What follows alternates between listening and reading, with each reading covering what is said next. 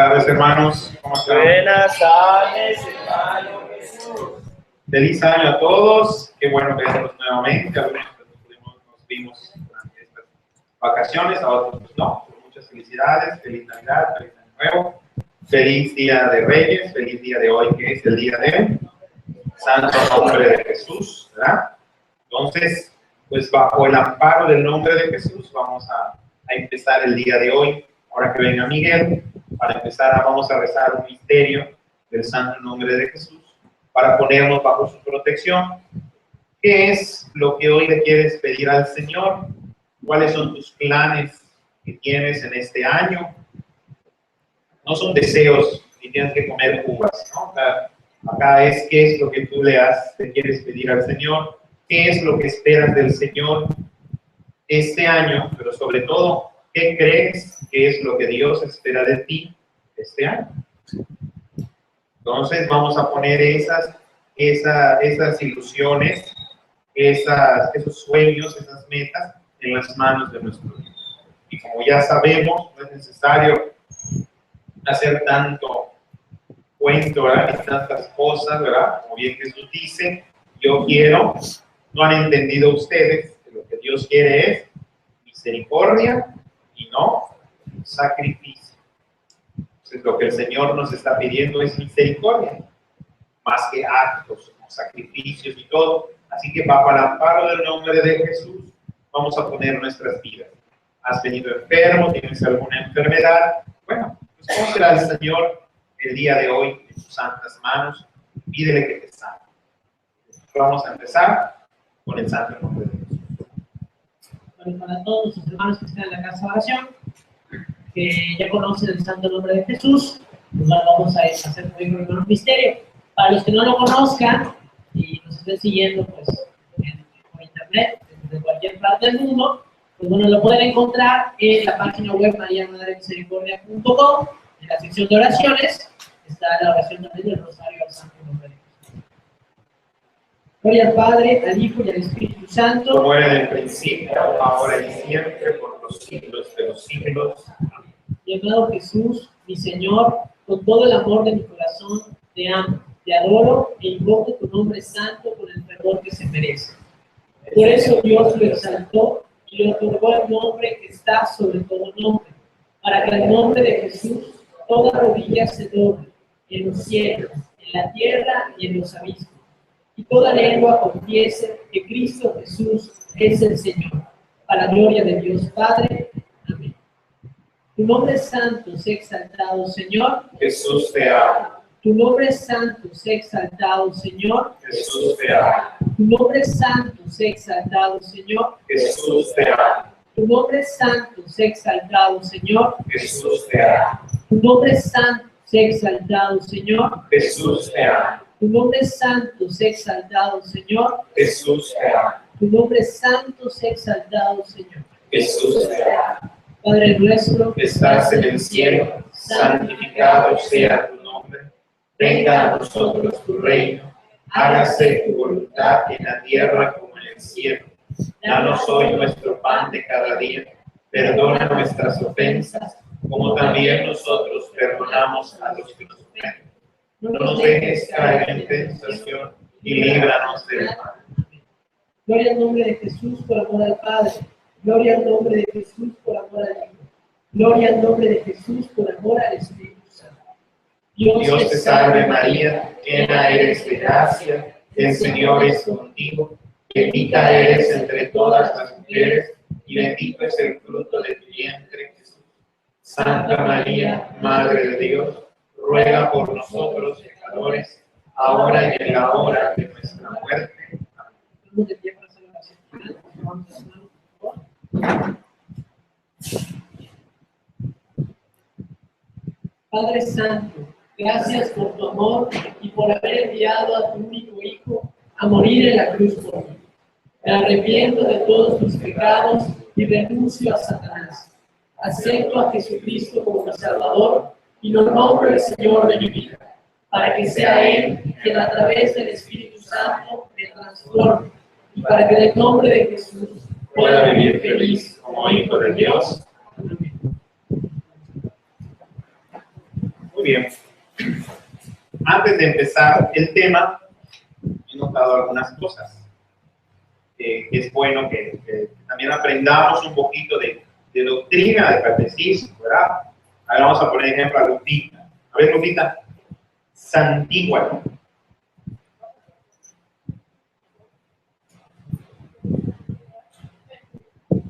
Tú santigua.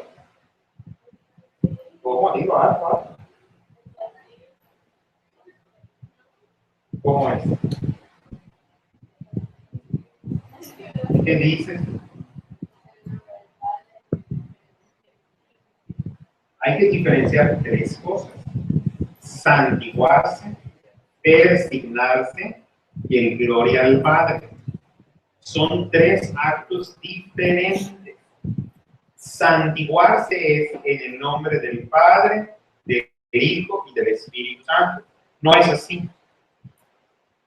Tus dedos juntitos como soldaditos en Cristo, ¿verdad? En el nombre del Padre, del Hijo y del Espíritu Santo. Si vas a besar la cruz, eso es santiguarse. Ahora me voy a persignar por la señal de la Santa Cruz de nuestros enemigos. Líbranos, Señor Dios nuestro, en el nombre del Padre, del Hijo y del Espíritu Santo. Entonces, persignarse. Y cuando decimos gloria al Padre, no hacemos gloria al Padre, al Hijo, no. Cuando decimos gloria al Padre, esto es una manera de ponernos en la presencia de la Trinidad. Es un acto de reconocer la gloria de Dios. Y nosotros decimos gloria al Padre, al Hijo y al Espíritu Santo, como era en el principio, ahora y siempre, por los siglos de los siglos. ¿Ah? Santiguarse en el nombre del Padre, del Hijo y del Espíritu Santo. Persignarse y gloria al Padre, nos inclinamos.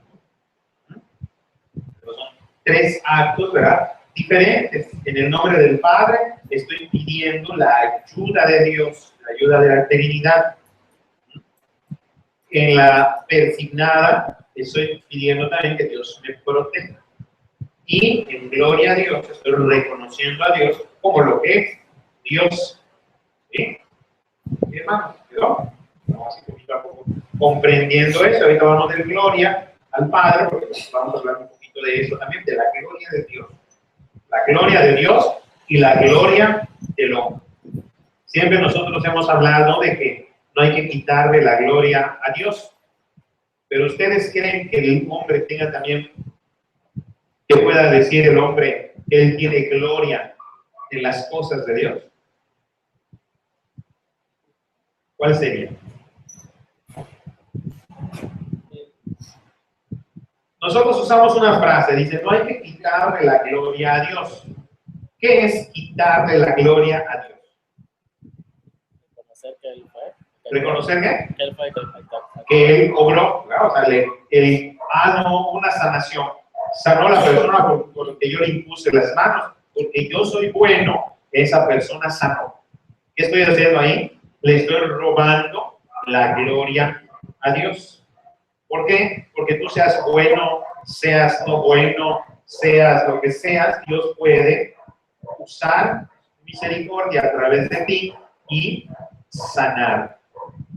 Entonces, robar la gloria a Dios es reconocer, no reconocer que el que obra es Él. Pero también el hombre tiene participación de la gloria de Dios, pero el hombre tiene su propia gloria. Eso puede ser escándalo para muchos. Hay que reconocer qué es y cuál es esa gloria de Dios. ¿Qué es lo que tengo que hacer para tener esa gloria? Vamos a hablar un poquito de eso. Pero vamos a empezar leyendo la segunda carta del apóstol Pedro, capítulo 3, versículo 9. Hoy sí les vamos a hacer algunas preguntas en general. Acaban de terminar unos días santos. Todo el Adviento fueron días santos, ¿verdad? La Navidad es un día santo. Nosotros los católicos festejamos el Año Nuevo, pero el 1 de enero es María, Madre de Dios. Así que se supone que estos días Fueron días de oración, días de lectura de la palabra de Dios, días de ayuno, días de meditación de la salvación que Dios nos dio y no solo de fiesta, ¿verdad? Así que yo creo que tuvimos tiempo para leer las Sagradas Escrituras. Por lo menos durante esos días santos debimos haber leído el Nuevo Testamento. Espero que hayamos leído, ¿verdad?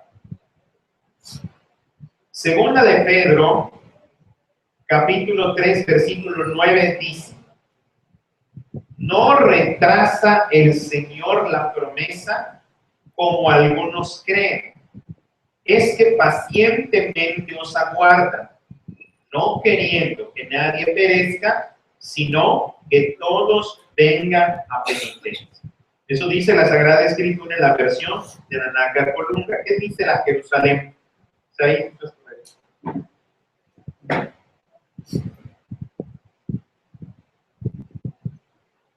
No se retrasa el Señor en cumplimiento de la promesa, como algunos lo suponen, sino que usa la paciencia con ustedes, no queriendo que algunos perezcan, sino que todos lleguen a la conversión. Muy bien.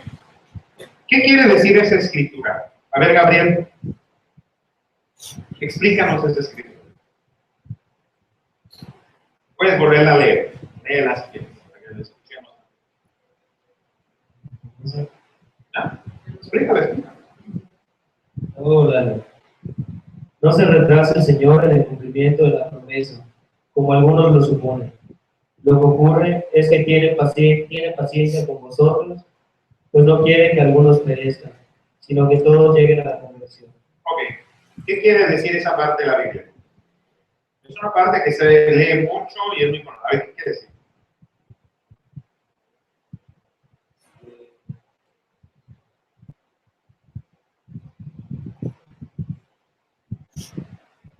Creo que se refiere a la promesa que nos hizo de la salvación del Señor, Ok. de su segunda venida.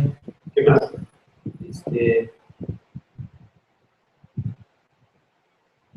Pues, a eso creo que se refiere. No, hijo, ya, explícame. De hecho, el título dice la venida del Señor, eso ya está. Ahora, ¿qué quiere decir?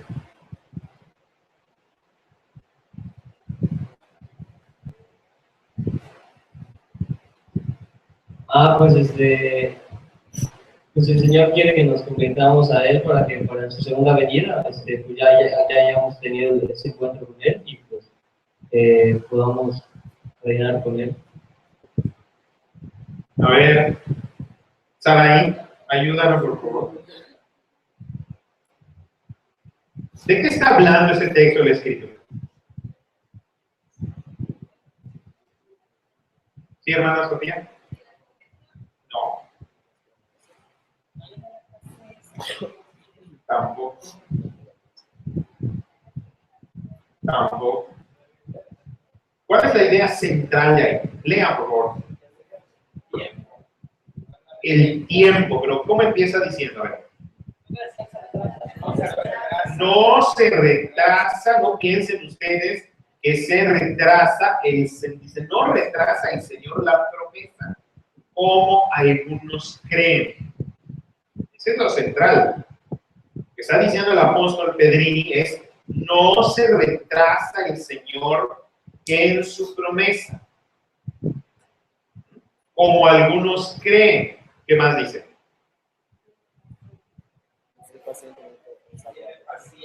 ¿Con quién?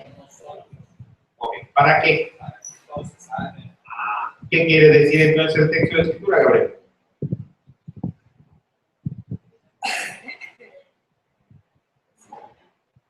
Explícame, mañana te vas a predicar sobre ese texto. ¿Qué le vas a decir a la gente?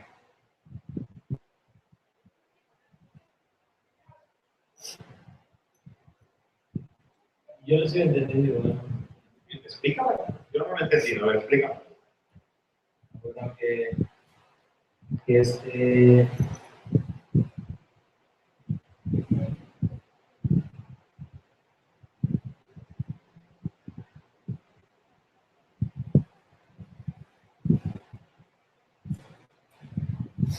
A ver, Karina. Esta vez sí las clases van a ser muy interactivas. Yo pienso que el tiempo es establecido. El tiempo Ajá. es ahí. El Señor sabe cuándo. ¿Por qué crees tú que el apóstol dice no se retrasa el Señor? Porque el tiempo es establecido. Ajá, pero ¿por qué dice no se retrasa el Señor el tiempo de su fe? O sea, la promesa de Dios no se retrasa como algunos creen. ¿A qué se refiere? Por eso mismo, porque el Señor sabe cuándo va a venir. Ok, ya sabe cuándo va a venir. Algunos pensaban que Dios se retrasa en su promesa. Pero ¿por qué entonces no existe ese retraso? ¿Qué hay? ¿Por qué aparentemente hay un retraso? Bueno, nosotros sabemos exactamente cuándo va a venir. Es lo que establece. Pero ¿Por qué motivo se piensa que se retrasa el Señor? porque pecamos demasiado. Porque pecamos demasiado, ajá, ¿y qué más? ¿De quién? O sea, que la conversión del mundo es directamente proporcional a la segunda venida de Jesús. Entonces, explícame. O sea, si el mundo se convierte, Jesús viene. Por eso es que aparentemente se está retrasando el Señor. Ok, ¿cómo entonces? Establecido. Así es. Pero dice acá, fíjate algo muy interesante. Dice, no retrasa el Señor la promesa como algunos creen. Es que pacientemente les aguarda a ustedes, no queriendo que nadie perezca, sino que todos vengan a penitencia o a conversión. Nosotros, en el caso que hemos heredado para una medida, el Señor siempre está ahí y no perdonar. Yo lo veo de esa manera. No, porque hasta el último momento podemos arrepentir. Saben que yo lo veo. Entonces, ¿de qué manera podemos nosotros acelerar la segunda venida de Jesús? Sí, sí se podría. ¿Cómo? ¿Cómo, Mauricio? Saliendo a predicar la palabra. ¿Ahí vas por allá? Porque cuando todo el mundo logra conocer al Señor, Es lo que digo entonces está directamente proporcional la relación conversión del mundo con la venida de Jesús. No, porque a los apóstoles les dijo que antes de que lleguen a todas partes iba a volver de Entonces, ¿a qué nos está refiriendo? A ver, Isaí. Pues yo considero que hace referencia a un tiempo en específico, o sea, pero hace referencia como a este tiempo de misericordia que está dando. Porque dice que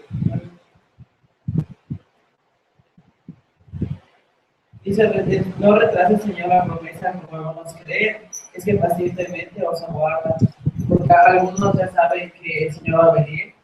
Y me imagino que los convertidos piensan que se está retrasando la venida del Señor. Ajá. Más ¿Por culpa de quién piensan los convertidos que se retratan la venida? Por culpa de los malditos paganos. Por culpa de los no convertidos. Pero me imagino que el Señor está esperando, o sea, el Señor ya sabe, pero está esperando que se dé lo que falta por darse. Ok. O sea, Está bien. Tenemos que entenderlo. Ok, doctor. Podría ser también por cuestión de cómo el hombre ve el tiempo y cómo Dios ve el tiempo. Ajá. Como dice el versículo anterior, que 1000 años pues un día para Dios, un día puede ser 1000 Y años. dice acá que Dios tiene paciencia con quién. Tiene paciencia con los que no se convierten. Con los que no se convierten, esos infelices que acepten a Jesús para que Él venga. A ver, Miguel. No con nosotros, ¿Quiénes? nosotros, los creyentes en el Señor. Eso es exactamente lo que nos está diciendo la Escritura. Dice, no retrasa el Señor la promesa como algunos creen. Es que pacientemente os aguarda. En la traducción de Jerusalén dice, es que tiene paciencia con ustedes, no con los que no han aceptado a Jesucristo, sino con los que hemos aceptado a Jesús. Él tiene paciencia con nosotros, los que nos decimos católicos, cristianos, o aquellos que presumimos de haber aceptado a Cristo.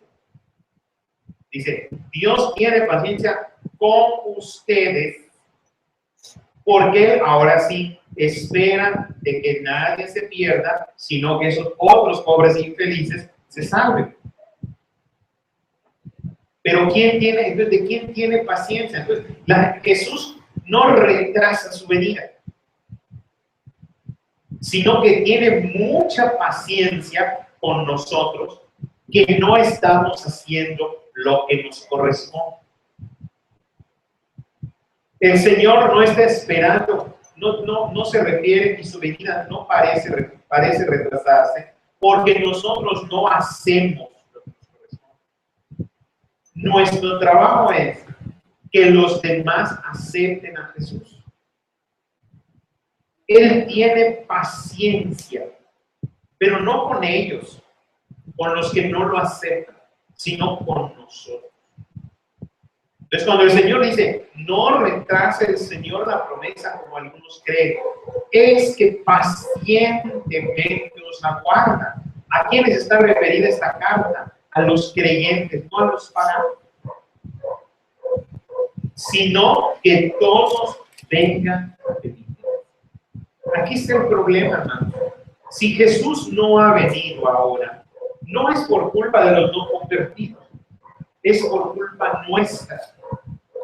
Él es el que tiene paciencia con cada uno de nosotros.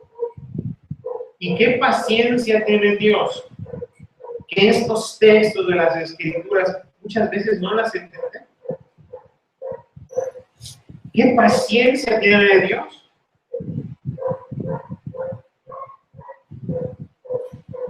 ¿Qué paciencia? Dice una historia. A ver, te voy a poner un examen. Dice Jesús. ¿Qué me importa? ¿Sí?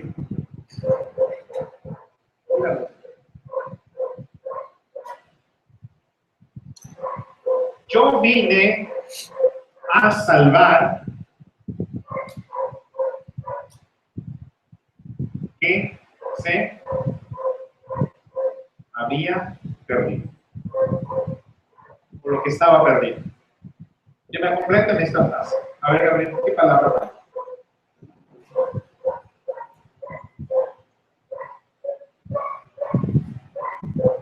Es una frase que usamos mucho nosotros.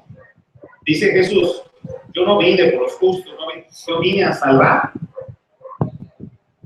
¿Ah? ¿Qué pasó? Nada más es una palabrita, o dos palabritas. Yo vine a salvar al... No, ya está puesto acá. ¿Qué dice?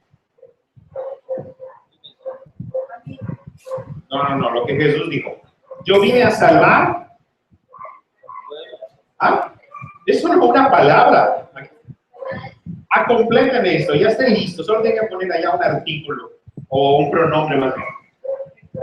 Ave María, pues tenemos que regresar a la clase de... ¿Cuántos son los pronombres? Hay pronombres personales. En español, ¿cuáles son? A ver, hermana Libre, usted que es maestra, ¿cuáles son los pronombres personales? Yo, tú, él, nosotros, ustedes, ellos. ¿Se acuerda usted del objeto directo y el objeto indirecto? ¿Verdad? La que recae la acción del verbo. Bueno, en fin, ¿acaso tiene que poner una palabra? ¿Cuál? Al. Yo vine a salvar al que sabía perder. Dice, ¿y a qué le incluye esto entonces? A todos. Vamos a leer, a ver qué dijo Jesús. Dice el Evangelio de Lucas, capítulo 19, verso 1. Vamos a hablar de un chaparrito, de Zaqueo. El nombre le queda muy bien porque era un saqueador, era un ladrón. Entonces, Zaqueo, el chaparrín, Vamos a hablar del dice. Entrando, atravesó Jericó. Es Lucas 19. Había allí un hombre llamado Zaqueo, jefe de publicanos y rico. Era rico, pero no por trabajador, que había quitado a la gente. Hacía por ver a Jesús, pero a causa de la muchedumbre no podía, porque era de poca estatura. Entonces Zaqueo quería ver a Jesús, pero estaba chaparrito. Estaba chaparrito y había mucha gente.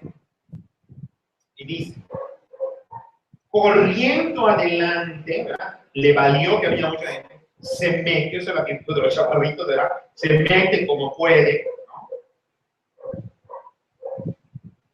Se subió a un sicomoro para verlo. Árbol. Tú puedes decir un abuch o algo acá propio de aquí, ¿verdad? No sé, o lo que tú quieras, pero se subió.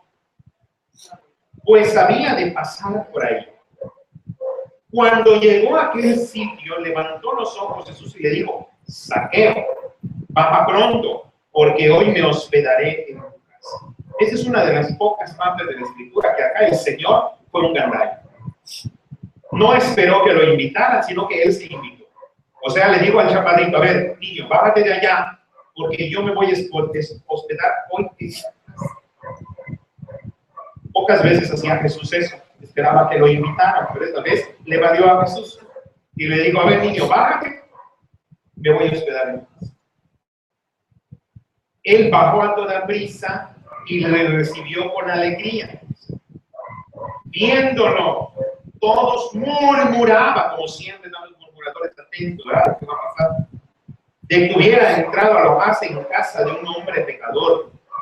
Zaqueo, en pie, dijo al Señor, Señor, doy la mitad de mis bienes a los pobres, y si a alguien he defraudado en algo, le devuelvo el cuadro.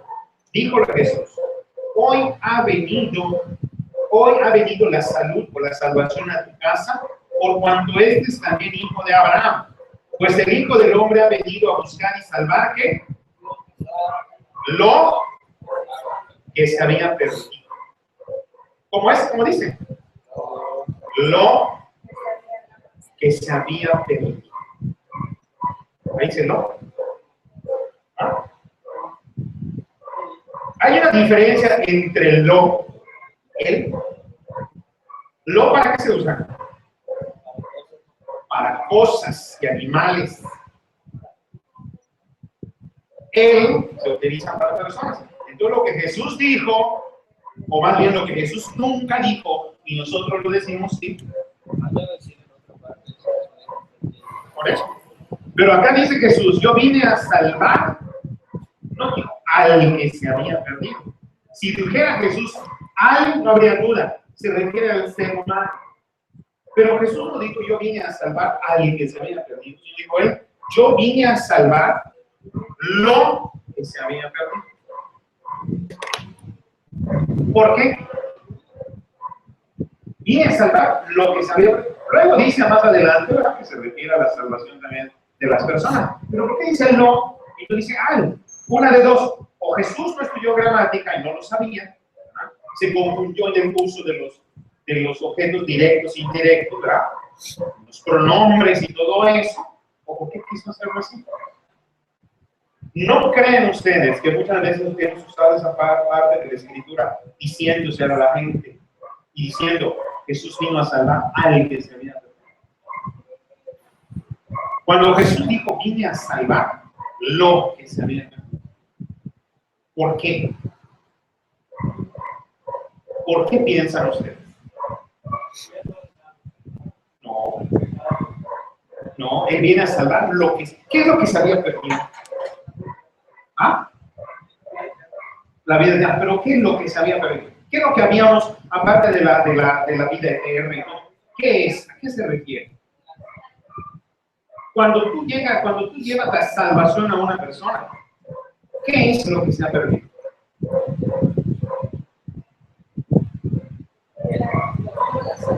Porque tú dices, yo vengo a traer a Jesús, ¿no? Ok. ¿Qué es lo que se pierde? Nosotros hay veces cuando llevamos la salvación, por lo que había perdido, ¿qué es lo que se había perdido? En Saqueo, ¿qué se había perdido? No. ¿Qué se había perdido? ¿Qué creen ustedes que había perdido Saqueo? ¿Qué tenía Saqueo? ¿Qué no tenía Saqueo el pobrecito? ¿Qué no tenía? Aparte de la altura, eso no lo perdió. Pero ¿qué es lo que no tenía? ¿Qué no tenía Saqueo? No, dinero sí tenía y mucho por cierto. ¿Qué no tenía Saqueo? Reputación. Saqueo no tenía buena reputación. Desde que Jesús bajó y se fue a vivir, a pasar la noche en su casa, a comer en su casa, Saqueo había perdido la buena reputación. Y el Señor se la devolvió. Cuando Saqueo dice, si le he robado a alguien, se lo voy a devolver. Voy a hacer todo eso. ¿En qué momento, ¿verdad? Jesús le habla a Saqueo de la salvación? ¿En qué momento Jesús le predica a Saqueo? ¿En qué momento Jesús le dice a Saqueo, eso que tú hiciste está mal, o vas, devuelve lo que no vas? La presencia de Jesús hace que Saqueo recupere lo que se había perdido. Cuando Jesús dice, yo vine a salvar lo que se había perdido. Por eso a veces falla cuando nosotros llevamos la palabra de Dios. Porque nosotros no nos fijamos en lo que los demás han perdido. ¿Cuántas veces como Jesús nos escandalizamos, por ejemplo, cuando un católico, imagínate, no sé, alguien de acá, hermano de aquí, vaya a comer con una persona pecadora? El show que se va a armar.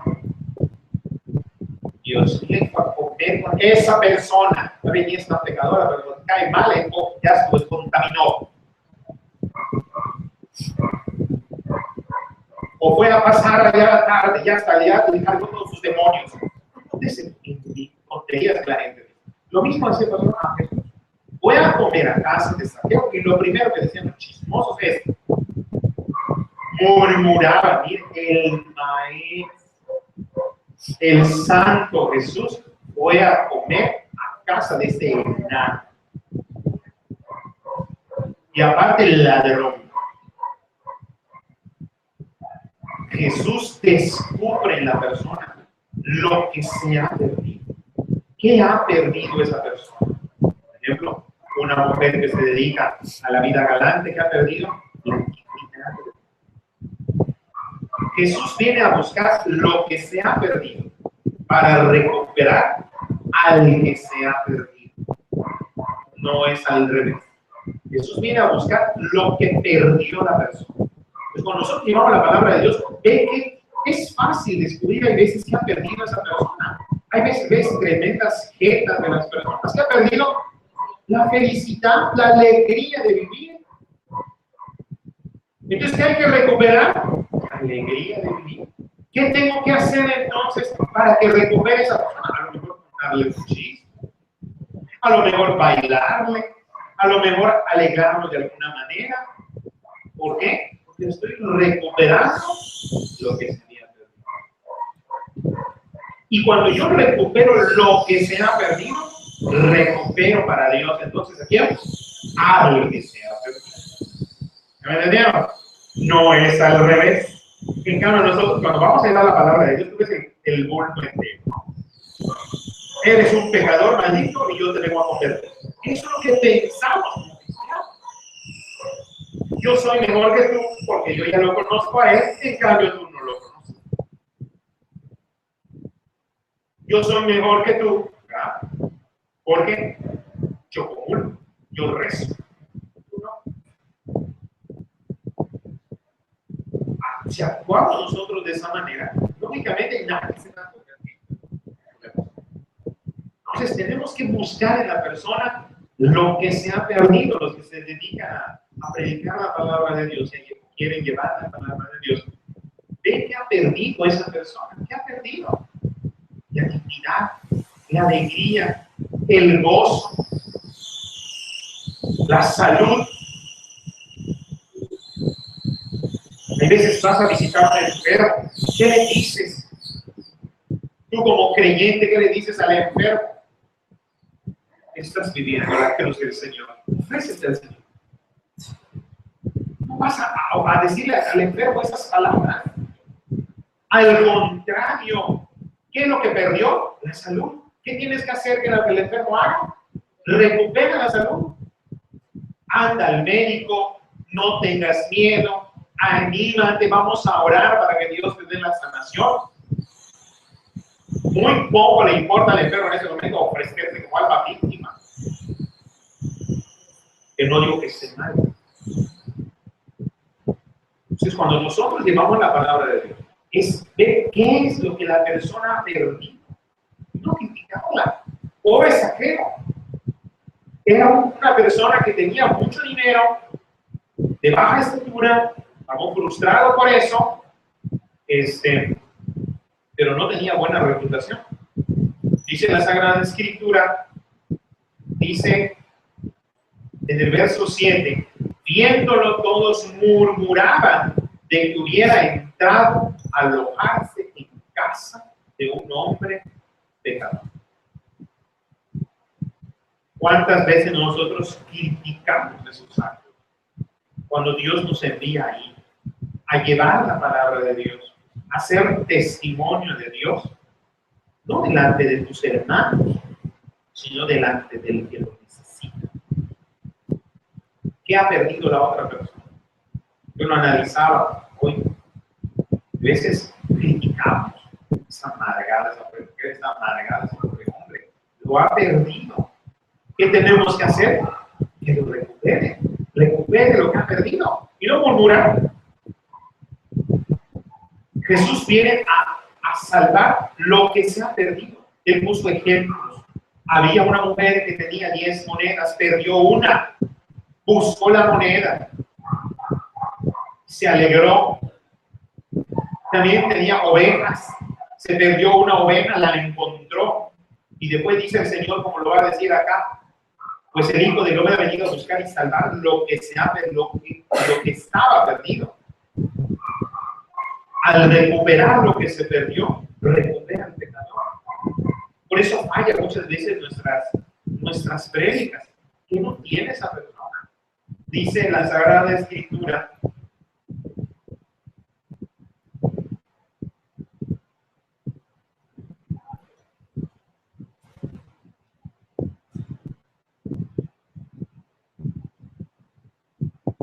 vamos a leer el Evangelio de Mateo, capítulo 11.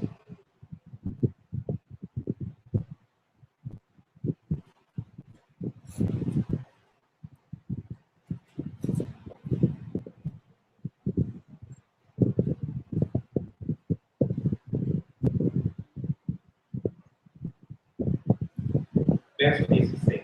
Dice, ¿a quién compararé yo esta generación? Es semejante a niños sentados en la plaza que se gritan unos a otros diciendo, os tocamos la flauta y no habéis danzado. Hemos entonado canto de duelo y no os habéis golpeado el pecho. Porque vino Juan, el profeta, que no comía ni bebía y dice, estaba poseído del demonio. Vino el Hijo del Hombre comiendo y bebiendo y dicen, es un comilón y bebedor de vino, amigo de publicanos y pecadores. Y la sabiduría se justifica por sus obras. ¿Qué nos enseña esta parte de la Escritura? No te dejes guiar por lo que los demás digan. Cada quien va a opinar como le va en la feria. Nosotros no nos debemos avergonzar de comer con alguien, ni nos debemos avergonzar, ¿verdad?, de llevar la palabra de Dios a donde se necesita. Obviamente, ya hablamos, ¿verdad?, de que si tienes un tendón de Aquiles, no le busques. Si tu debilidad es la copa, pues no vayas a predicar a los borrachines. No vayas, porque es una debilidad tuya.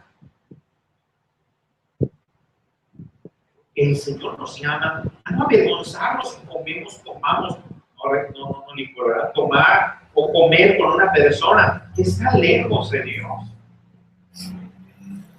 Al contrario, tenemos que hacerlo. Es ahí donde vamos a buscar las almas. Nosotros como católicos y como casa de oración, hay veces nos conformamos con rezar, pedir, y está bien, pero tenemos que llevar la palabra de Dios a los demás. Hace años escuchaba yo una estupidez grande que decía, no se debe orar por los brujos. Yo no sé de dónde sacó mucha gente esa idea, que no ores por las personas que practican brujería. ¿En qué parte de la Biblia dice que no se ore con ellos? O por ellos, pero no con ellos, por ellos. Todo aquel que amó. Jesús murió.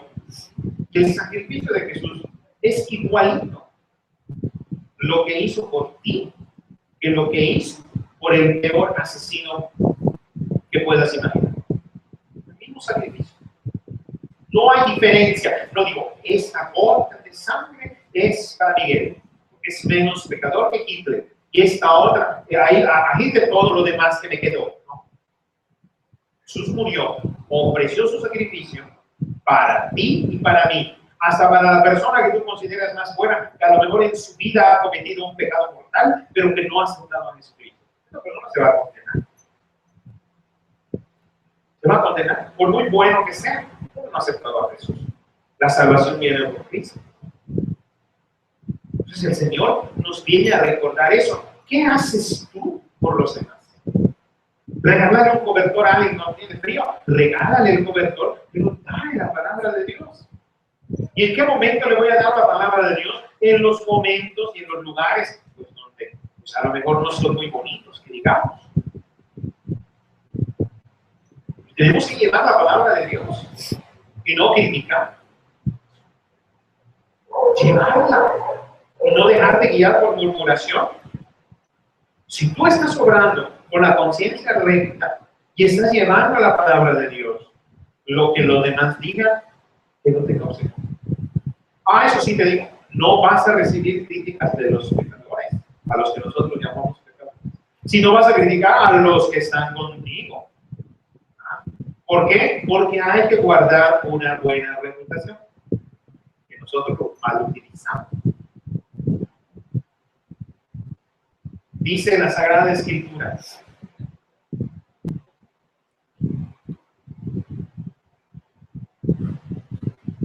Primera de Corintios, capítulo 9, versículo 5.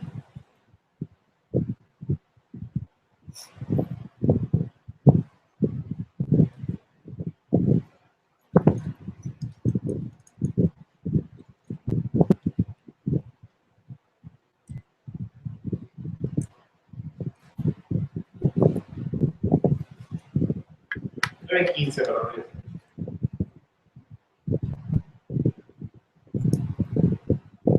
Dice el apóstol Pablo, algo muy importante, dice, pero yo no hago uso de este derecho, está refiriéndose a otra cosa. No escribo esto ahora para hacerlo valer.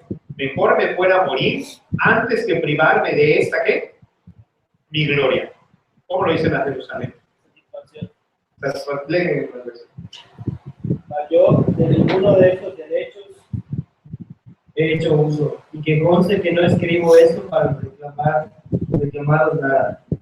Haces morir, nadie va a arrebatarme esta satisfacción. La traducción dice, antes de privarme de esta, mi gloria.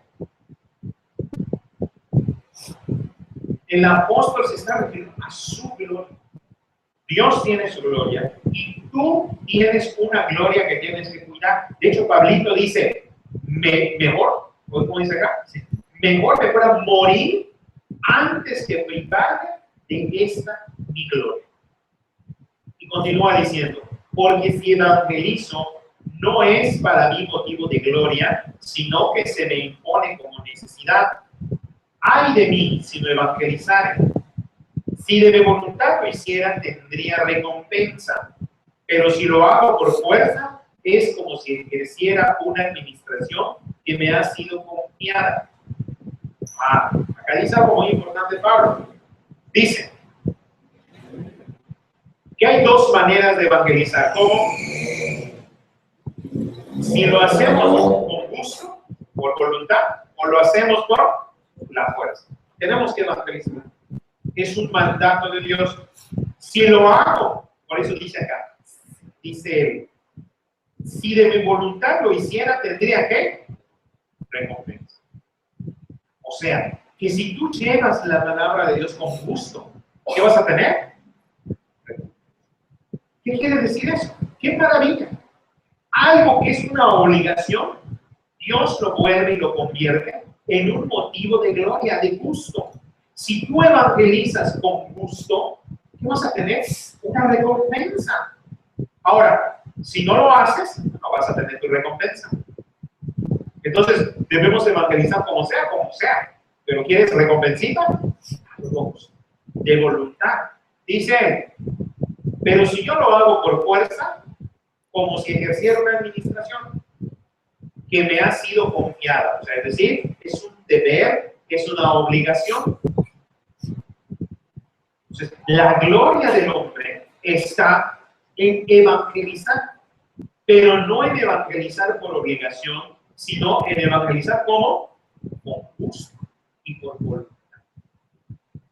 Llevar la palabra de Dios. ¿Y qué es con gusto? ¿Cómo se evangeliza con gusto?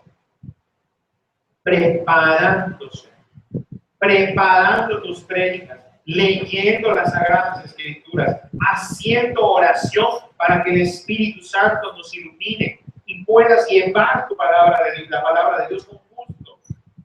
¿Cuántas veces nosotros nos creemos muy chéveres que en cualquier momento yo abro la Biblia y voy a interpretar lo que dice la Escritura? Y no es así.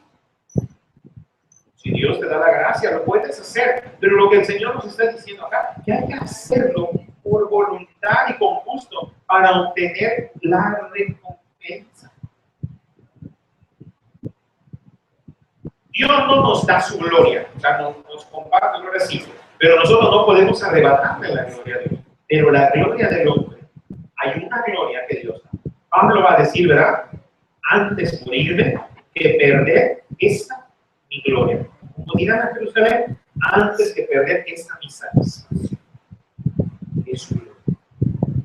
Predicar el Evangelio con gusto, conociendo, estudiando y preparándonos.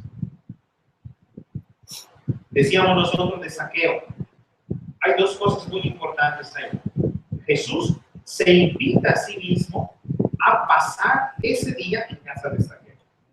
Acción un poco rara de Jesús. Él mismo se invita. Y dos, viene a rescatar lo que se había perdido. No olvidemos eso. ¿Y qué sucede? ¿Cuál es la reacción de la gente? Murmura porque Jesús va a casa de un pecador. A comer con él o a pasar la tarde con él. La gente murmura. Muchas veces, hermanos, es triste. Pero cuando hay murmuración por el acto de algo que alguien hace, es porque habla de lo que nosotros estamos ocultando. Es terrible. Por eso, ante cualquier cosa, acusación, es mejor en cuestiones del Señor. Muchas veces es mejor callar. Porque todo lo que diga después de solucionar. Eso es cierto. Pero no solo por eso, sino porque nos habla de la debilidad humana. El que murmura, el que critica, aún use palabra de Dios, habla de que está pasando es por una necesidad. Dice un ejemplo muy claro, lo tenemos ¿verdad? En 2 de Samuel.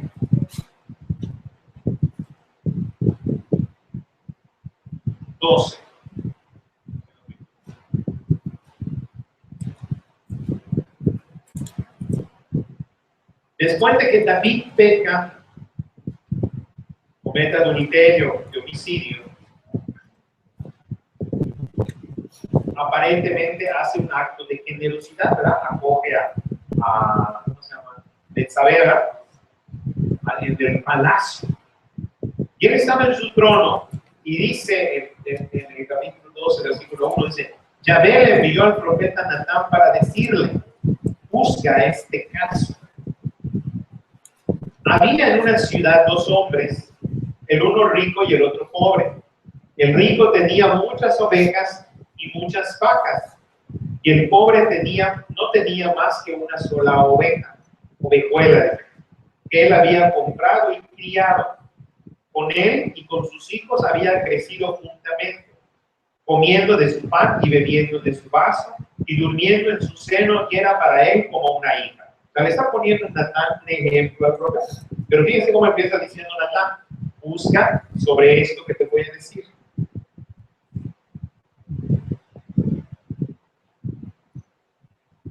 Llegó un viajero a casa del rico, y este, no queriendo tocar a sus ovejas ni a sus bueyes, para dar de comer al viajero que a su casa llegó, tomó la ovejuela del pobre y se la aderezó al huésped. Encendido David fuertemente en cólera contra aquel hombre, dijo a Natán: vive Yahvé, que el que tal hizo es digno de la muerte, y que ha de pagar la oveja por cuadruplicado, ya que hizo tal cosa sin tener compasión. Natán dijo entonces a David: tú eres ese. Hay veces tenemos que analizarnos, hermano, muchas veces, cuando nos encendemos en ira por algo que hacen los demás, porque a lo mejor es lo que tú haces. ¿Cuántas veces nosotros somos capaces de juzgar en el Facebook, en cualquier medio, de palabra, de obra, de omisión por todos lados, ¿verdad? Y criticar determinados actos.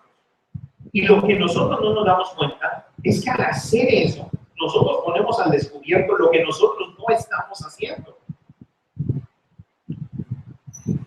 Nos habla de que estamos pasando por una necesidad de esta manera. Es fácil criticar la espiritualidad del otro, pero qué difícil es criticar tu propia espiritualidad.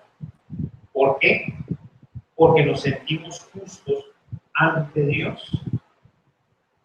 Si yo soy capaz de juzgar un acto particular de otra persona, ¿qué estoy diciendo? Que lo que yo estoy haciendo es lo correcto. Y no tengo error. Por eso David, cuando escucha la historia de Natán, se altera, ¿verdad?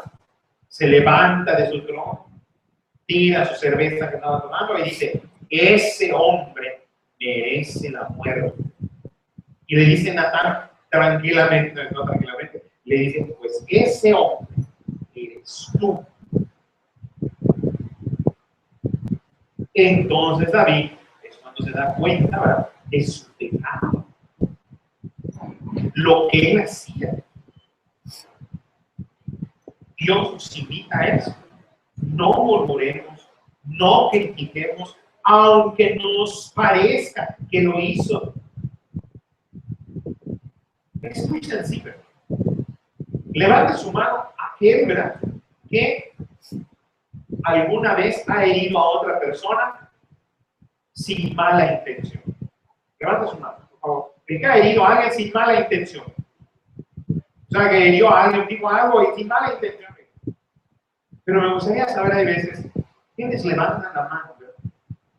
Aquellos que dicen: muchas veces también yo he sido herido sin mala intención. Nosotros sí. Muchas veces dice: yo herido, es que no fue mi intención. Estaba molesto. No pensé lo que dije. La verdad es que yo odio esas palabras. Pero es que yo te quiero mucho. No fue mi intención decir. Pero ¿por qué no pensamos eso cuando otra persona también nos quiere? Y decimos: me hirió, me dolió. No fue su intención. Me quiere mucho. No lo hizo a propósito. Ah, no, claro, no. Es como David. Ah, no, ese desgraciado merece la muerte. Él sí, con mala, y hasta sus ojos, la mala intención de causarme daño. Con mala intención lo hizo. ¿Ah? Pero nosotros sí, la mayor parte de nuestra vida, dañamos sin querer, sin mala intención. Se nos salió. Merecemos comprensión. Tuve un día estresado de trabajo, tuve momentos de conflicto conmigo mismo. Es más, me agarran en el momento que no me sentía bien, necesito que me comprendan, pues sin mala intención. Pero cuando aquel otro, sin mala intención, nos hace algo, nos revela, entonces juzgamos y decimos con qué maldad me hizo eso. Oye, el Señor nos dice, antes de hablar, de murmurar, de criticar, de juzgar aún al peor de los pecadores, analicemos nosotros. Para Dios, hermano, es cierto que hay pecado mortal y hay pecado venial. Eso es. Una vez hubo un conflicto, ¿verdad? Porque el padre les decía, pecado es pecado. Entonces todos dijeron, entonces tengo que ir a confesarme siempre, porque pecado es pecado, todo es mortal. No, todo es mortal. Lo que el padre no dijo es, pecado es pecado. O sea, todo pecado, por muy pequeño que sea, o por muy grande que sea, es pecado. Es lo mismo. Hablemos en general, una enfermedad es una enfermedad, sea chiquita o sea grande. Una persona que tiene cáncer tiene una enfermedad, una persona que tiene gripa tiene una enfermedad. El pecado es pecado, es como una enfermedad. ¿Cuál es la diferencia? No es el mismo tratamiento que recibe una persona que tiene gripa que una persona que tiene cáncer. Lo mismo pasa. Si yo he cometido un pecado venial, ¿cuál es mi tratamiento? Oración, penitencia, el acto de contrición bien hecho y se me perdona el pecado. Si he cometido un pecado mortal, ¿cuál es mi tratamiento? La confesión. Pero todo es pecado en ese sentido. No hay diferencia en que si es o no es pecado. Uno es diferente a otro, sí, pero es pecado. Una cosa agrava un pecado también. Entonces, la muerte de Cristo fue para quitar todo pecado. O sea, yo no puedo decir, yo en mi vida, pues no he sido tan mal. El que dice eso se condena. Dice la Sagrada Escritura, no hay un justo ni uno solo. Jesús vino a morir desde aquel que comete un pecado venial hasta aquel que comete un pecado mortal. Es más, desde aquel que nunca ha matado a nadie hasta aquel que mató 50 personas. La muerte de Jesús fue para todos. Por eso va a decir Jesús muy duramente en Juan capítulo 9, verso 41 dice: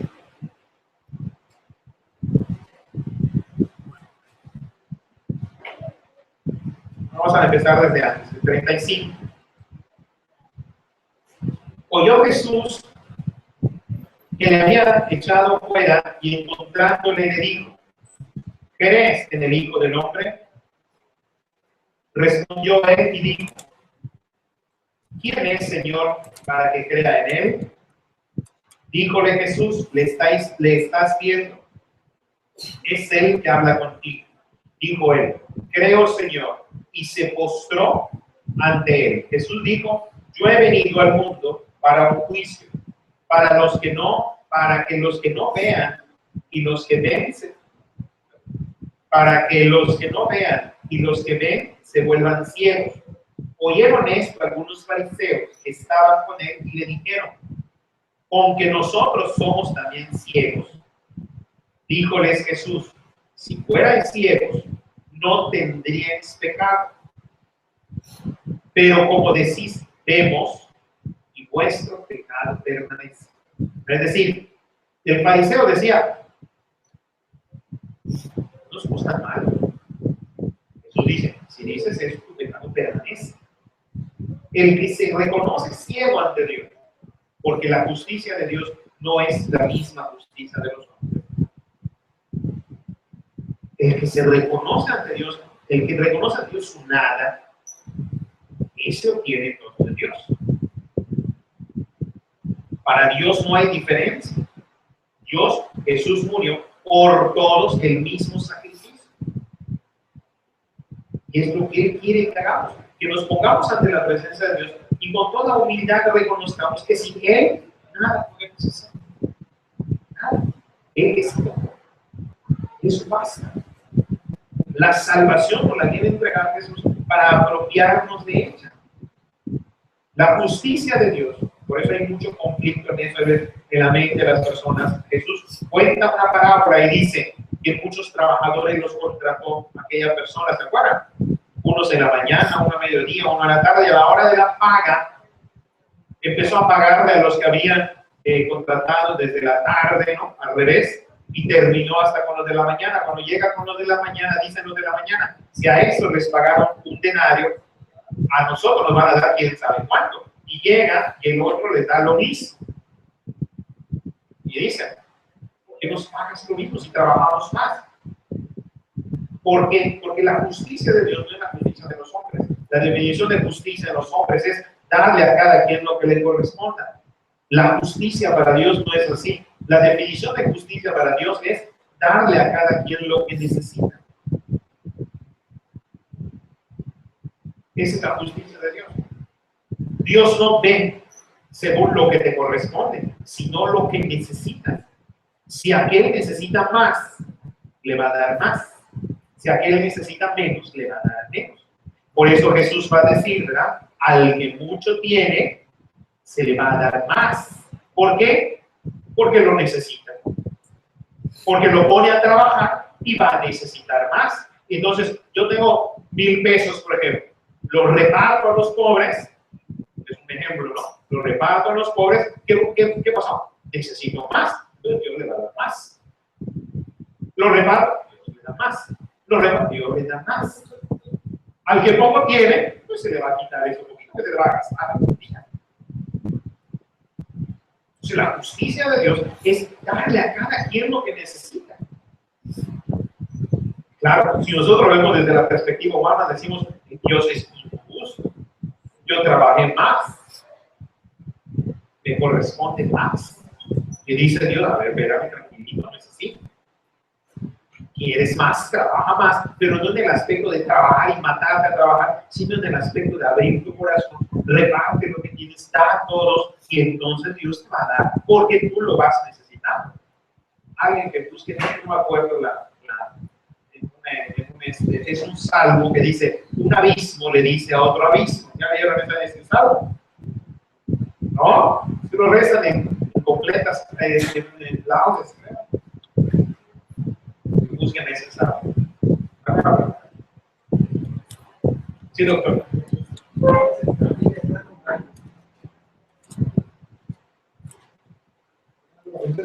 Yo sabía que David era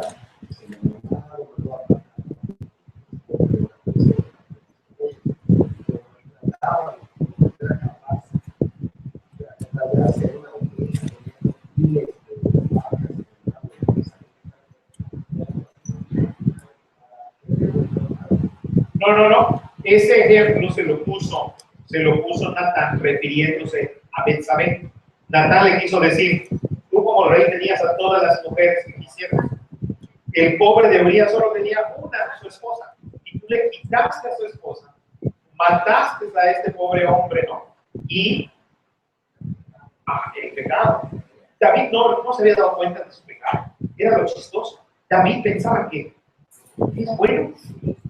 Era muy astuto, era el rey, quedó muy bien delante de los demás.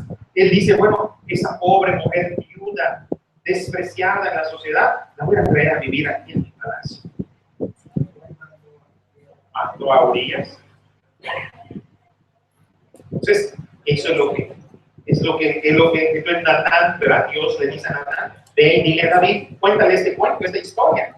Y David se altera y dice, ese hombre merece la muerte. Dice Natán, a ver, ese hombre eres tú. Tú tenías todas las mujeres. ¿Quién te lo impedía? Le quitaste la pobre mujer a ese pobre hombre.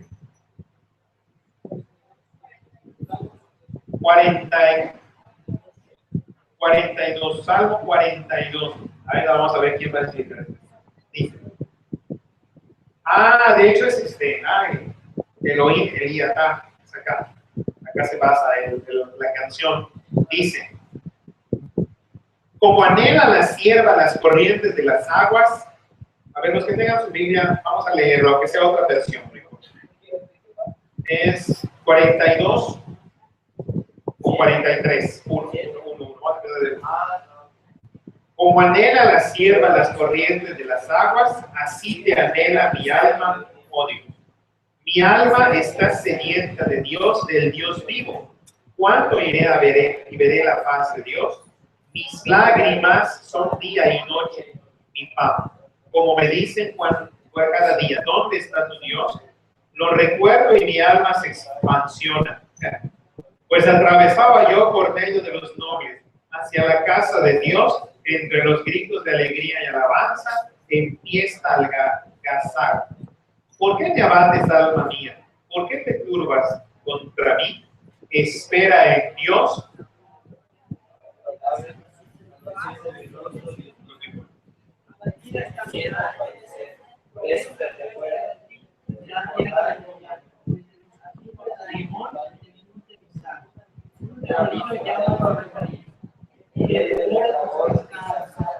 Vamos a dejarlo. Este es un salmo profundísimo, pero yo solo quiero enfocarme en esto. ¿Cómo dice la Jerusalén en el verso 8? Un abismo llama a otro abismo. Un abismo llama a otro abismo. Dice la Catológica, un remolino. ¿Qué es eso? ¿Qué es eso? Este salmo se reza. Y la gente, yo he visto, bueno, creo, no he visto. La gente como la emoción. Un abismo llama a otro abismo. Mi alma sedienta está de Dios. A veces rezamos, hermanos, pero la verdad es que no pensamos lo que decimos. ¿Cómo cantan esta canción? Pero eso en lenguas hablan. Elohim Eliata. Hasta el que no sabe clase de guitarra, pero hasta la acorde re mala está tocando, pero está cantando, melancolía espiritual. ¿No? Pero es sencillo, solo es una frase. Un abismo llama, ¿cómo un abismo llama? ¿Qué quiere decir acá el profeta David? Bueno, David lo escribió. Dice, un remolino llama a otro remolino. La traducción es un abismo llama a otro abismo. ¿Ah? Una ola llama a otra ola, también gigantesca. O sea, varias traducciones. ¿Cómo? No, ahí es. No, a todo. Un abismo, dice, llama a otro abismo. ¿Cómo un abismo llama a otro abismo? ¿Qué quiere decir? ¿Qué es un abismo? Un agujero. ¿Qué hay en un agujero? Vacío. Un vacío llama a otro vacío. El que está solo llama a la soledad. Estoy solo, es un abismo. Llama al otro abismo de la depresión. ¿Cierto? Y ese abismo de la depresión llama a otro abismo. Y luego decimos, ¿cómo alguien se suicidó? ¿Cómo? Porque un abismo llama a otro abismo. Aquí el profeta David decía, como anhela la sierva las corrientes de agua, así te anhela mi alma. La necesidad de Dios llama a la necesidad de Dios. Cuando tenemos una necesidad de llenar eso, cuando tenemos sed de Dios, nos satisfacemos de Dios, pero queremos más de Él. Y cuando llenamos esa necesidad, necesitamos más de Él. Y ahí entonces empieza la santidad. En ambas cosas, en las cosas buenas, un abismo llama. Y ahora, ¿por qué dice un abismo llama a otro abismo? Porque el ser humano, aunque es humano, vive en una insatisfacción perpetua. Porque es un ser divino, creado por Dios a su imagen y semejanza. Sus necesidades son extremadamente incapaces de llenar. Dice la Biblia, el ojo no se cansa de ver y el oído de oír. O sea, el ser humano vive en una, tengo dinero, quiero más. que tengo esto, ya necesidad más. Pero Sería esa insatisfacción, entonces, está mal canalizada. mal canalizada. Cuando nosotros, porque Es cierto, si tú conoces, compruebas las cosas de Dios, quieres más y cada vez quieres más, pero también del otro lado, la misma insatisfacción, ¿cómo se puede llamar? Bueno, lo material igual, ¿no? O sea, si yo tengo, no sé, una casa, quiero dos, cuando tenga dos, quiero tres.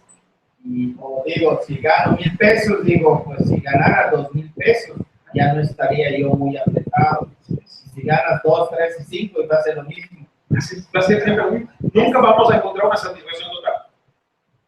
¿No? O sea, sí, es como lo canalices, ¿dónde canalices tu insatisfacción? ¿Ah? ¿Pero? Exacto, dice San Agustín, mi corazón estará inquieto. Dice, nos hiciste para ti, Señor, y mi corazón estará inquieto hasta que no repose en Dios mi Salvador. Si es sentir la insatisfacción en muchas cosas, no es malo, es propio del ser humano. ¿Por qué? Porque de esa manera te ayuda a superarte, ¿no? O sea, tengo un trabajo, bueno, me tengo que superar, puedo ganar más, me voy a esforzar. Tengo una carrera, necesito estudiar más. No como una necesidad de que si no lo hago me muero, es una necesidad de naturaleza. Necesitamos saber más, conocer más. Pero el problema es que nos quedamos en las cosas materiales.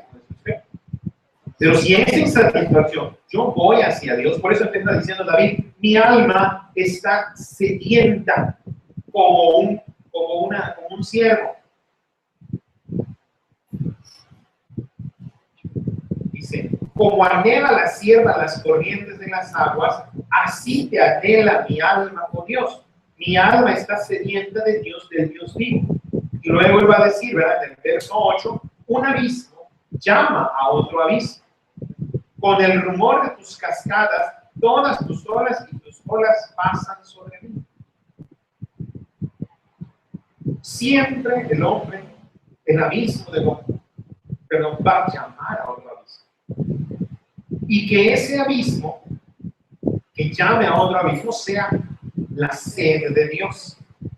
El que realmente siente esa sed de Dios, el que busca a Dios de todo corazón, siempre va a tener esa necesidad perpetua de Dios. Entonces ahí se aplica al que tiene, se le dará más.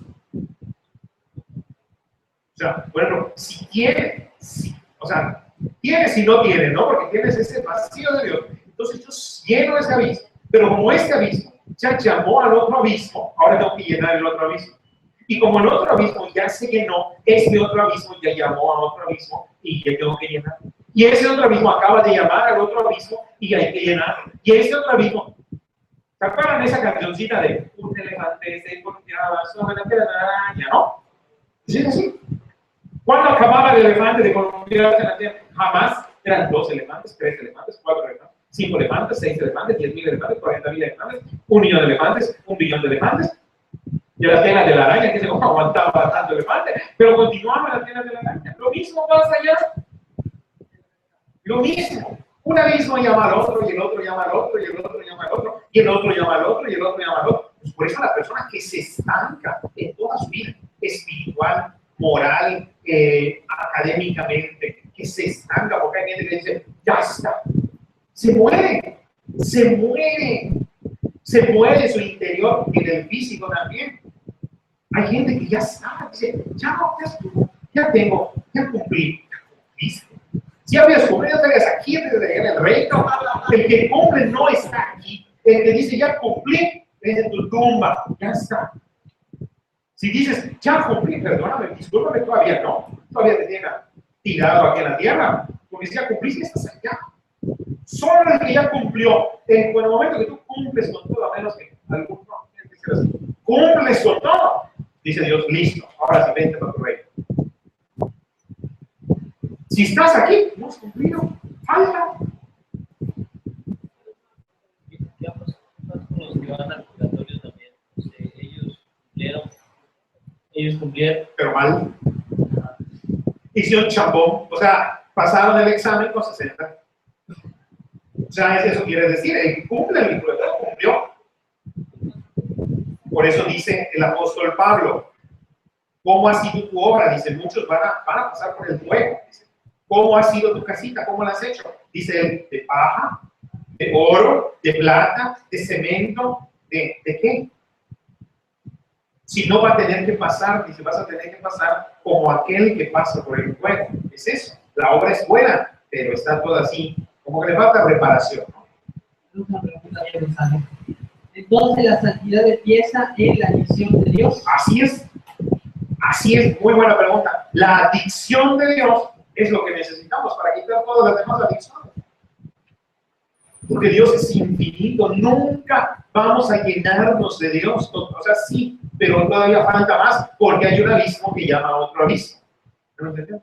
Leo las escrituras, ya está. No, ya acabé la Biblia, gloria a Dios, empieza por la segunda vez. Ya me terminé, la tercera, ya a la cuarta, llegas al cielo y sigues leyendo la Biblia todavía. Y vas a estar tan entretenido con Dios que todo lo demás va a parecer para ti algo pasajero. Total, al fin y al cabo, ¿qué es lo que nos vamos a llevar? Por eso yo le explicaba la otra vez a Karina y a Mauricio, dos cosas nos llevamos, la capacidad de amar y el conocimiento de Dios. Te lo llevas. Por eso Dios ha permitido que estudiemos. Es más, yo no me voy a morir. Pues estás mal.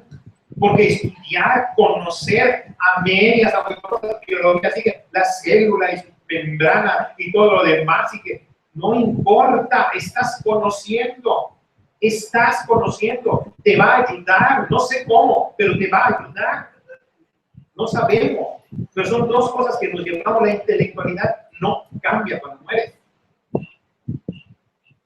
Y el amar tampoco, todo lo demás se pierde, todo lo demás. Pero la experiencia de la vida, algún día, espero yo, ¿verdad?, estemos todos en el reino de Dios y vamos a recordar estos momentos. Vas a decir, ¿te acuerdas, ¿no?, cuando yo no entendía esa parte de la Biblia? Ahora tampoco la entiendo, pero voy a continuar. Ahora acá el patrón de los San Martín de Porres, quien sea, pero así es, hermano. Por eso los ángeles, la vida, decimos, mi padre porque dice algo muy interesante, dice, el diablo siempre está haciendo diabluras, eso yo lo dije, no se lo dice, ¿no? No, hay días que el diablo está como vegetando ahí volando y está conociendo. Ese es un tormento de los ángeles, de los demonios, el conocer, porque conforme conocen, descubren las maravillas de Dios y a Dios se atormentan más. Dicen, qué bruto, es el remordimiento, que no es lo mismo, ¿verdad?, que el arrepentimiento. Los ángeles siguen conociendo, los ángeles conocen, y el ángel conoce por naturaleza, tiene que conocer. Y nosotros estamos hechos para conocer. Por eso es muy importante que como seres humanos conozcas, leas cuando menos. O ahora ya está más fácil, ¿verdad? Ahora está libros para que escuches, pero hay cosas para que aprendamos. Nunca debemos dejar de conocer y amar, porque conforme conoces, amas más. Amas. O lee lo que, bueno, no lo que quieras, algo bueno, pero hasta cómo hacer, si no lo estaba yo leyendo, cómo poner los poquitos en el árbol de Navidad. Léelo, apréndelo. Tiene su técnica también. Tutorial, aprendes. Hay que conocer y amar. Ahora sí quedó claro eso de un abismo, ya no, como dicen a esa persona. Adictos de Dios, no tenemos que volver adictos de Dios. Por eso pasan las adicciones malas. Una droga, o lo que sea, nunca vas a deshacer. ¿Por qué? Porque un abismo llama a otro abismo. Tiene tanta psicología, tanto Freud que dijo tanta barbaridad, los conductistas que dicen tanta tontería, Watson que dice no sé ni qué lo que dice, pobre Watson, lo llama Watson, no sé ni qué. Y el Señor lo revela tan sencillo. Un abismo llama a otro abismo. ¿Claro? ¿Qué psicología? Que si por carencia de amor cuando eras chiquito te enamoraste de tu papá, de tu mamá y que le compre un equipo de letra, tonterías. La Sagrada Escritura sencillamente dice que es un abismo, llama a otro abismo. ¿Qué quiere decir eso? Jamás vas a quedar satisfecho. Ahora, ¿dónde vas a poner, dónde vas a canalizar esa insatisfacción? A Dios. Ahora, la otra insatisfacción, Dios la puso. ¿Para qué? La permite, ¿para qué? Para que nos superemos. No para que nos angustiemos, para superarnos. Qué padre es cuando te compras una ropa con tu propio esfuerzo. No nos miramos. Oh, pero qué padre es estrenar ropa. Qué padre es comprarte algo que quieres. Qué bonito. Es cierto, pero comprarte algo también es bonito. Es bonito. Cuando sacas 10 en la escuela, ¿cierto? Bueno, qué bonito. Pero no es nuestro objetivo. Todo lo demás ayuda solo para llevarnos a Dios. ¿Tenemos que disfrutar esas cosas? Claro que sí. Claro que sí. Es lo que Dios nos llama. Pero ya quedó comprendido esto, un abismo. Cuando lo reza este salmo, vas a alucinar, pero eres adicto a Dios, alucina. Pero vas a alucinar. Un abismo, llama otra vez. Yo la verdad, cuando vas comprendiendo esto, dices, Dios mío. Tan sencillo que es todo esto. Tan fácil que es tu palabra. Y tan complicado que lo hacemos nosotros. Hoy el Señor nos lo muestra. Y nos enseña eso. Vivir bien. Pero canalizar todo eso. Nuestro objetivo principal es Él.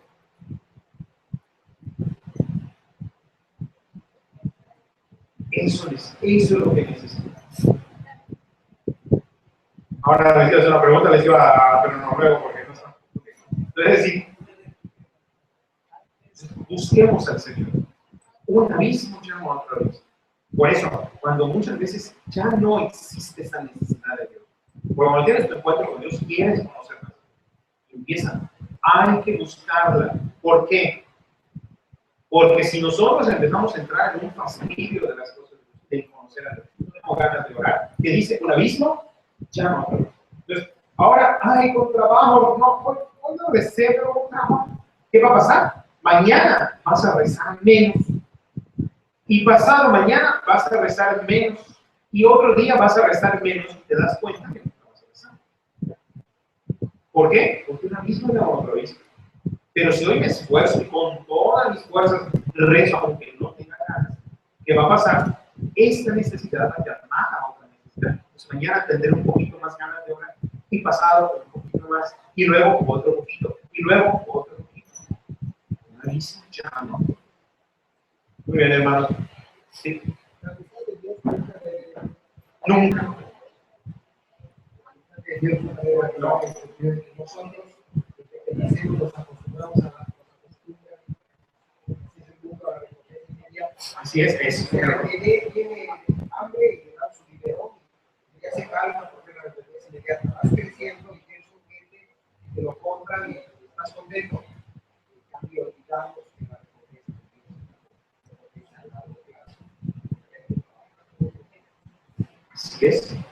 Así es. Exactamente como usted dice.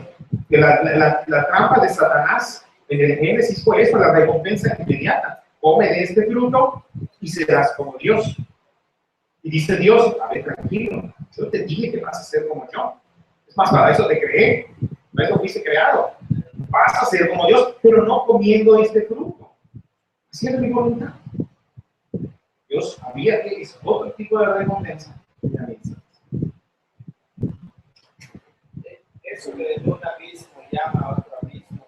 Se podría aplicar, dice en el Evangelio, que cuando se libera una persona, el espíritu inmundo se va allí lejos, Buscar 7 siglos. pero cuando regresa y encuentra la casa limpia y vacía, va a buscar 6, 7 peores. ¿Sí es por qué? Porque en este caso, ¿verdad? La persona trata de arreglar su vida, pero dice ahí que la casa queda vacía, no Dios habitaba ahí. Entonces, al estar vacío, pues tiene que llenarse por algo. Acá es así. Los abismos que hay en nuestra vida tienen que ser llenados. ¿Quién los va a llenar?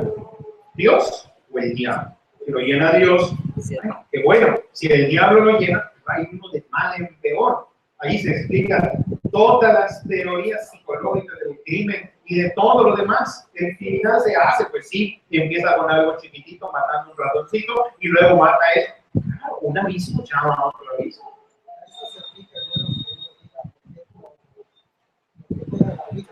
Así es.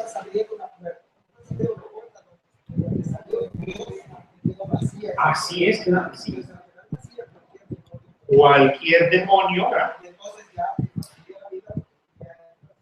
Ahora caída de la que es muy difícil. Una vez que te agarras a Satanás, Ya está. no te quieres soltar. Como Jesús cuando te agarra, te solta. Tú como tienes libre albedrío, tienes que decidir. Porque la Así es. estoy por el lado de la oración, estoy abriendo puertas para que el maligno entre a mi vida. El que empieza, por ejemplo, por practicando cosas de adivinar. Ahora, nada más ya que me lean la carta. Pues sí. Horóscopo. Ay, no, yo puedo mi horóscopo. ¿Cómo? ¿Qué tiene de mal? Luego vas a hacer otra cosa, luego que vas a ser un sacerdote satánico. Es así. Hay veces, no, pues sí, ¿cómo empieza la drogadicción, por ejemplo, no? Fumando, luego el alcoholito, luego la marihuana no es mala, una probadita, y luego tú dices, ay, mira, se volvió. No sé, no nació drogadicto, mira cómo se hizo el pobre. ¿Qué? Porque no lo entendemos que una vida no va a llamar a otro. Siempre va a haber esa insatisfacción. En cambio, una persona que conoce a Jesús dice, acabo de conocer al Maestro, bueno, voy a conocerlo más, empiezas a hacer oración, pero en serio, no en serio, en serio. Empiezas a leer la Biblia, empiezas a rezar el rosario, también en serio, no en serio. Porque hay gente que reza el rosario en serio. La rezadora sí, la mayor parte. Es decir, empiezas a entrar en este ambiente de Dios. ¿Qué va a pasar contigo? ¿Te vas a volver un santo? Esa necesidad de Dios, luego otra vez más, otro abismo más, otro abismo más, otro abismo más. Mira, San Martín de Porres, ayer de Negrito, llegó a ser santo, hizo un milagro. ¿Cómo lo hizo? Simple y sencillamente. Llenó sus abismos de Dios, sus necesidades. ¿Cuán maltrato sufrió el pobrecito? Ajá. Tenía un bullying al pobre y todo, pero supo qué hacer con eso.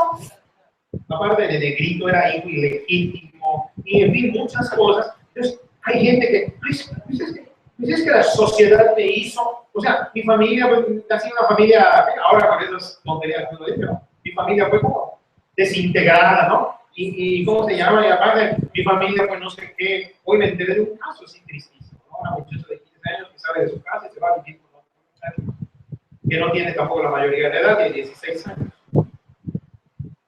Entonces me contaban, ¿no? De que el problema es de cómo son las cosas, ¿no? De que a lo mejor esta muchacha puede ser, que a lo mejor puede ser que no quiera al niño, porque los dos son niños, y además ya está embarazada la muchacha, va a cumplir 15 todavía.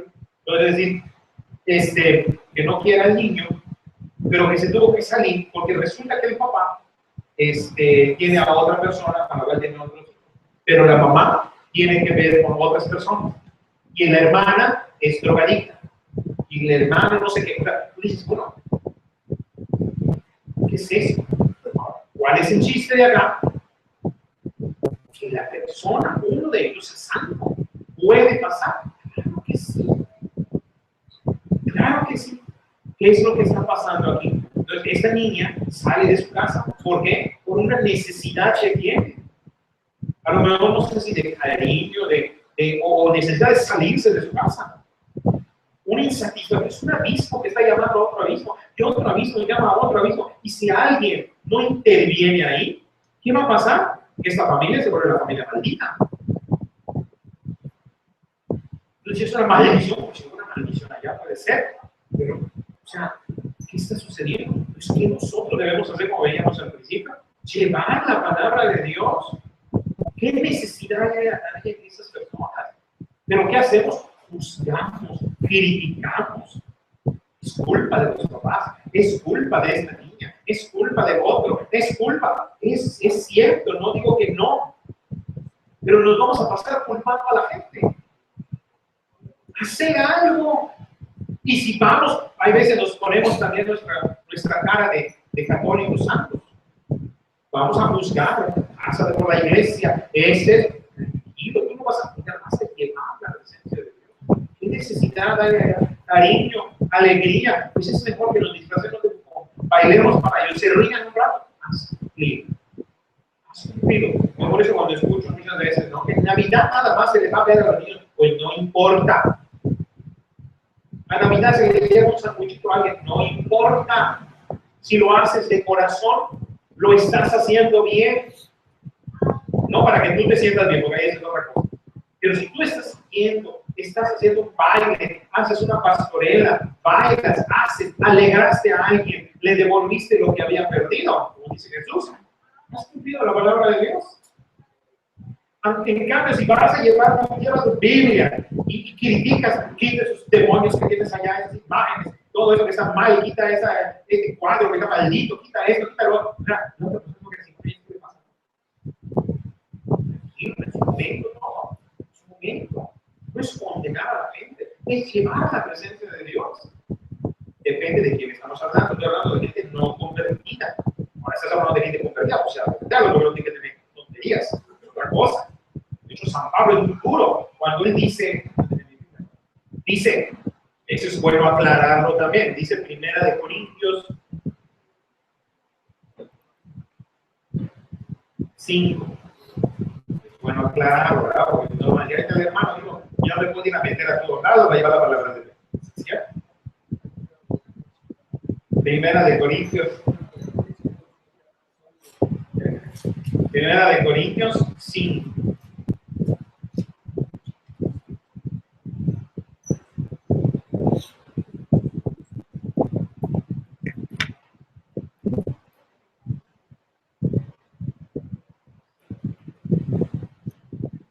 Verso 9, 5:9, y San Pablo lo explica, pero este Pablito, la verdad, qué bien lo explica, dice, os escribí esta carta que no os mezclaréis con los fornicarios.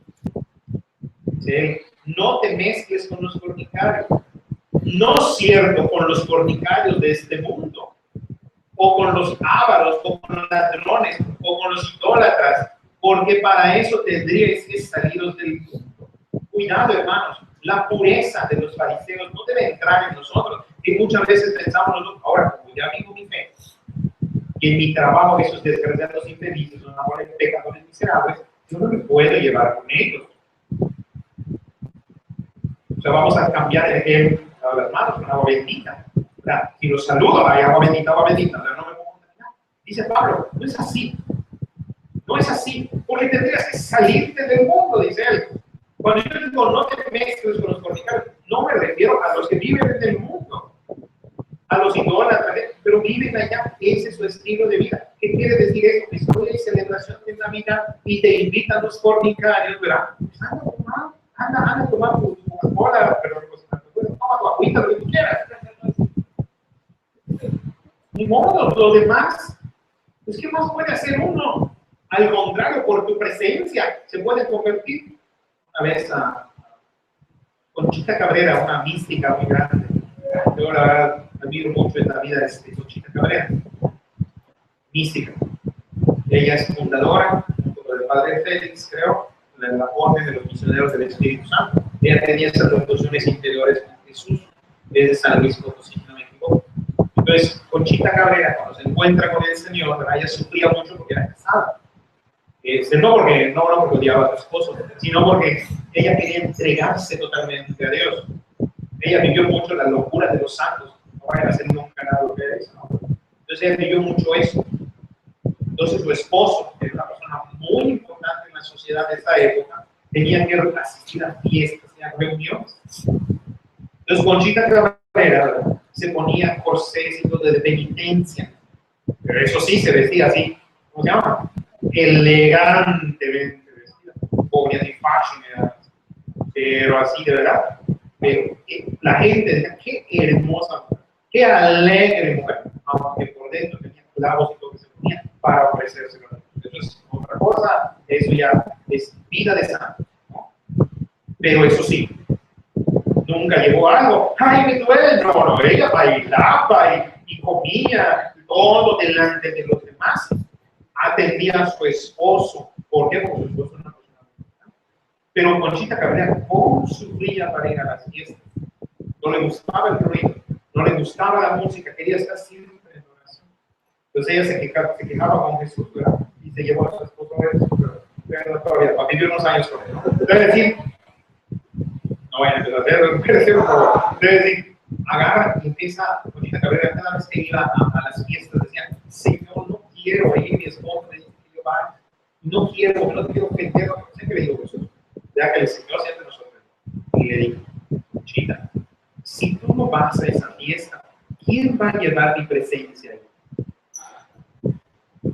Con el solo hecho de que ella estaba ahí en esa fiesta, ofrecía su sacrificio, pero no se quejaba. Y estaba sirviendo a Dios. Ven, hermano, pero es decir, entonces, eso es muy importante. Ya no olvidó lo que decía. Conviérteme. Entonces, por eso se aplica esto a Conchita Cabrera. ¿Cuánta gente pecadora habrá tratado a Conchita Cabrera? Y yo aseguro que Conchita no andaba criticando a los demás. Ella adoraba a Dios en su corazón, atendía a su esposo como lo que era su esposo, como un caballero, y ella toda una. No hay que vestirse de monjas para vivir la vida cristiana. Vamos a vestirse de otra cosa. Puede decir, no, la medida debe de ser bien vestido, ¿por qué no? Si te vas a poner una ropa de marca, póntela y disfrútala, muéstrala la marca para que lo veas los demás. No importa. No importa. La etiqueta, no importa lo que Dios está diciendo, no importa que uses lo que uses, sino por qué lo usas. Si te gusta, si tú dices, hazlo. Y dice la Sagrada Escritura, no cierto con los fornicarios de este mundo, con los ávaros, o con los ladrones, o con los idólatras, porque para eso tendríamos que salirnos de este mundo. Lo que ahora os escribo es que no os mezcléis con ninguno que, llevando el nombre de hermano, sea fornicario, avaro, idólatra, maldiciente, borracho o ladrón. Con estos ni comer. ¿Te das cuenta? Puras palabras de Dios. Dice el Señor, dice Pablito, ¿no? Bueno, después dice acá. Pues a mí, pues, ¿qué a mí juzgar a los demás? El Pablo, yo nadie va a juzgar. No es a los de adentro a quienes os toca juzgar. Dios juzgará a los de afuera. Vosotros extirpar el mal de entre vosotros. ¿Qué nos dice Pablo?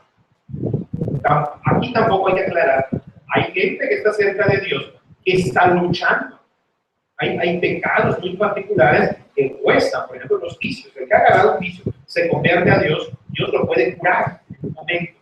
Pero muchas veces también Dios permite eso. Una persona está luchando, está trabajando, venciendo y puede caer. ¿Qué tenemos que hacer nosotros? Misericordia, ayudar, no criticar. Pero hay gente sin vergüenza que dice, por ejemplo, es que, bueno, soy hermano, la comunidad, pero tiene 3 mujeres o 3 hombres, o lo que sea. Es cínico todavía, dice Pablo, con esas personas no comas. Si tú conoces a alguien que vive una vida doble, pero que se autonombra católico y que vive su fe, no te comas ni con ellos, no, dice Pablo. No con nosotros. Ellos, Dios tendrá misericordia, y con los que están dentro de la comunidad porque están luchando, no hay que corretearlos. Hay que amarlos, hay que ayudarlos. Pero aquel que ostenta el título de hermano, pero que no está viviendo bien, y no me refiero a su vida de lucha, sino a el sí mismo de decir,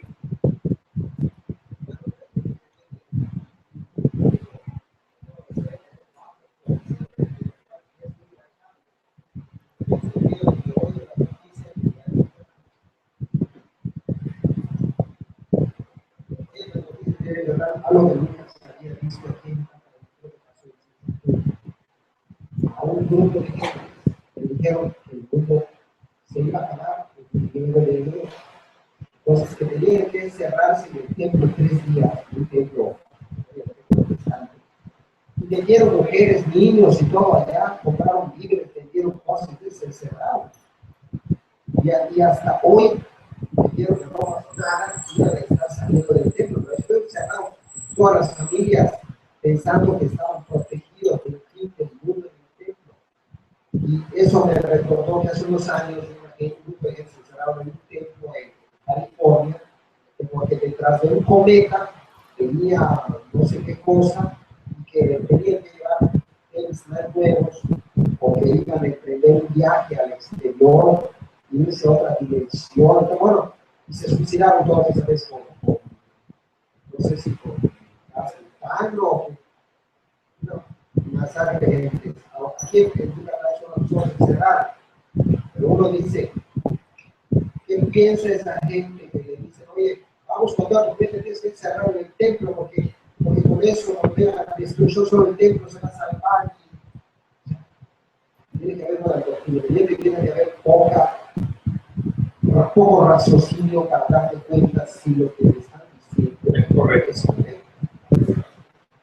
Eso es lo que pasa cuando no hay, ¿verdad? San Benito muy sabiamente decía él, ¿verdad? Demasiada ciencia importa, refiriéndose a las cosas de la Escritura. El solo conocer de Dios nos llega a la soberbia. Por eso dice él, demasiada ciencia importa. Demasiada piedad desvía. Solo rezar, hacer oración, nos puede desviar.